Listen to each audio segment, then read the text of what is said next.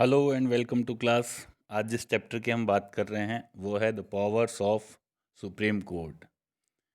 Powers, और हम इसको ज्यूरिसडिक्शन यानी सर्वोच्च न्यायालय का क्षेत्राधिकार भी कह सकते हैं। Jurisdiction of the Supreme court. पिछले चैप्टर में हमने सुप्रीम कोर्ट के कॉम्पोजिशन और जजेस की व्यवस्थाओं के बारे में बात की थी। आज हम बात करेंगे न्यायालय के क्षेत्राधिकार की। सर्वोच्च न्यायालय को कौन कौन से पावर है, यानी किन किन क्षेत्रों में उसको सुनवाई करने का अधिकार है। तो यहाँ पर मैं आपको सबसे पहले ये क्लियर कर दूं कि सर्वोच्च न्यायालय हमारे भारत का सबसे ऊपरी न्यायालय है और विधि मामलों में सर्वोच्च न्यायालय एक सर्वसम्मत तरीके से अपना एक अहम स्थान रखता है और उसके निर्णय ही अंतिम माने जाते हैं। तो इस तरह से आप ये मान सकते हैं कि सर्वोच्च न्यायालय अनंतिम शक्ति है।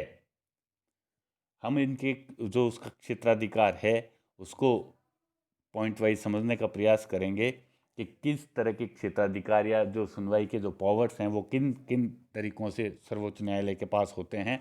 तो सबसे पहला जो है वो है प्रारंभिक क्षेत्राधिकार, ओरिजिनल ज्यूरिसडिक्शन जिसको हम बोलते हैं।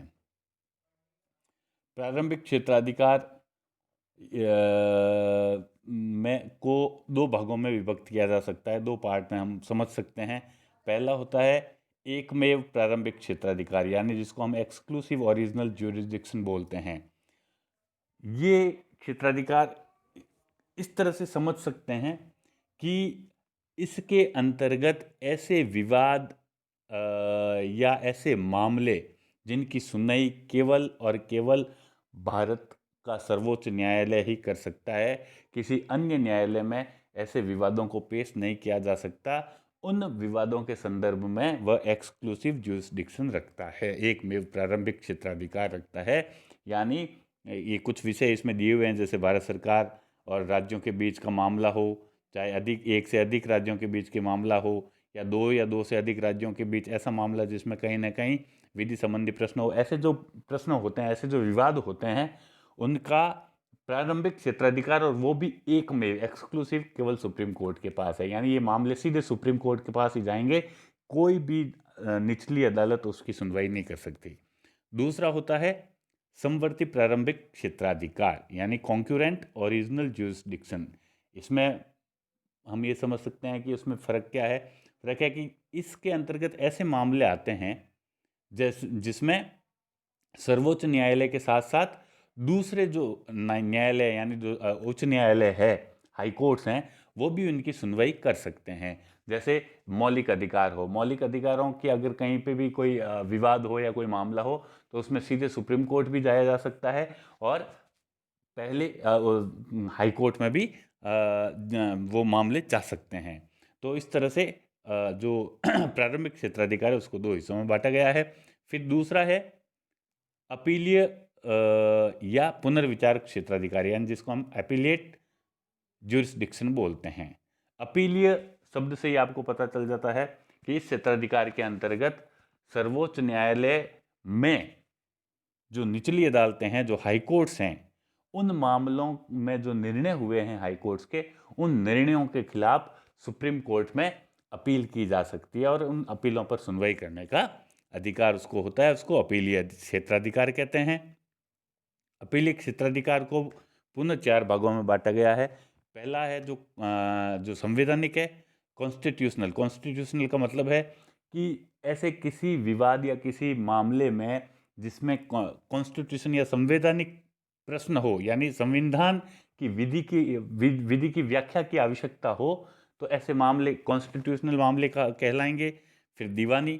दीवानी आप समझते हैं, जो सिविल मामले होते हैं, जो सिविल केसेस होते हैं, वो सिविल केस को हम कहेंगे जो रुपये पैसों या फॉर्जरी का मामला फाइनेंस से रिलेटेड होते हैं, उनको हम दीवानी कहते हैं। तो उसमें एक निश्चित राशि तय की जाती है, जैसे कि इस राशि से ऊपर के जितने भी मामले हैं उनकी अपील सुप्रीम कोर्ट में की जा सकती है। उसके बाद फौजदारी, जो क्रिमिनल मामले हैं, क्रिमिनल मामलों के भी एक अपील की एक परिस्थितियाँ होती हैं, उन परिस्थितियों में हर क्रिमिनल मामले की अपील सुप्रीम कोर्ट में की जा सकती है। और फिर विशिष्ट कुछ मामले ऐसे हो सकते हैं जो कि अपील के क्षेत्राधिकार में नहीं आते हैं, लेकिन ऐसे मामलों में कुछ विशेष तरीके से जो अधिकार क्षेत्र दिया गया है सुप्रीम कोर्ट को, उसके अंतर्गत सुप्रीम कोर्ट हर उस मामले की सुनवाई कर सकता है जिसमें सुप्रीम कोर्ट को लगता है कि इसका संविधान में कहीं इसकी व्यवस्था नहीं दी गई है, लेकिन इस पर अपील होनी चाहिए, अपील की आवश्यकता हो। इसमें अपवाद केवल यही है कि जो सैनिक न्यायालय जो है, जिसको कोर्ट मार्शल्स वगैरह होते हैं, यानी सेना के मामलों में जो सैनिक न्यायालय अपना आदेश दे देते हैं, निर्णय ले लेते हैं, वो इस विशिष्ट अपील के क्षेत्र में नहीं आते, उसकी सुनवाई नहीं कर सकता। बाकी सभी तरह की अपील की सुनवाई कर सकता है। फिर तीसरा जुरिस्डिक्शन है उसका परामर्शदात्री क्षेत्राधिकार या एडवाइजरी ज्यूरिडिक्शन, हम इसको कह सकते हैं। एडवाइजरी ज्यूरिस्डिक्शन का मतलब होता है कि अगर राष्ट्रपति को कहीं भी ये लगता है कि मेरे सामने आए हुए विषय में मुझे कहीं ना कहीं संविधान संबंधी कोई प्रश्न है और इसमें सर्वोच्च न्यायालय की राय लेनी चाहिए या सम्मति प्राप्त करना चाहिए, तो ऐसे प्रश्नों के मामले में राष्ट्रपति सुप्रीम कोर्ट से परामर्श मांग सकता है और सुप्रीम कोर्ट उस पर परामर्श देने का अधिकार रखता है। इसी में दूसरा मामला है कि संविधान के लागू होने से पूर्व भी किसी संधि, इकरारनामा आदि उठे विवादों में वह न्यायालय की परामर्श या सम्मति मांग सकता है। यानी जो ऐसे कुछ प्रश्न आ सकते हैं जो कि संविधान हमारा जो लागू हुआ उससे पहले के हो, तो उसमें भी वो मांग सकता है। तो इस तरह से परामर्श देने का या एडवाइजरी ज्यूरिसडिक्शन का भी वो काम करता है। उसके बाद सर्वोच्च न्यायालय के क्षेत्राधिकार में वृद्धि, enlargement of the jurisdiction of the Supreme Court. अनुच्छेद 138, आर्टिकल 138 में इन सब अधिकारों के अलावा संसद को ये अधिकार दिया गया है कि वह अंडर लॉ यानी विधि के अनुसार सुप्रीम कोर्ट या न्यायपालिका के अधिकार क्षेत्रों में समय पड़ने पर ऐसे कई जो प्रश्न आते हैं उन पर वह उसके अधिकारों में वृद्धि भी कर सकती है। देन अभिलेख न्यायालय, अ कोर्ट ऑफ रिकॉर्ड। अभिलेख न्यायालय या कोर्ट ऑफ रिकॉर्ड का मतलब है, ये आर्टिकल 129 के अंतर्गत है। इसमें सर्वोच्च न्यायालय को एक अभिलेख न्यायालय माना गया है। इसका मतलब ये हुआ कि सर्वोच्च न्यायालय द्वारा दिए गए समस्त निर्णय एक साक्ष्य या अभिलेख के रूप में माने जाएंगे, और अगर किसी और न्यायालय में उस मामलों से संबंधित प्रश्न आने पर सुप्रीम कोर्ट का कोई डिसीजन हो तो उसको साक्ष्य के रूप में प्रस्तुत किया जाएगा और प्रस्तुत किया जा सकता है, और उनकी प्रामाणिकता या प्राथमिकता पर कोई भी प्रश्न नहीं उठाया जाएगा। अगर सुप्रीम कोर्ट के ऐसे निर्णयों को जब हमने उसको अभिलेख निर्णय मान ही लिया है और उसकी प्रामाणिकता या प्राथमिकता पर कोई प्रश्न उठाता है तो उसको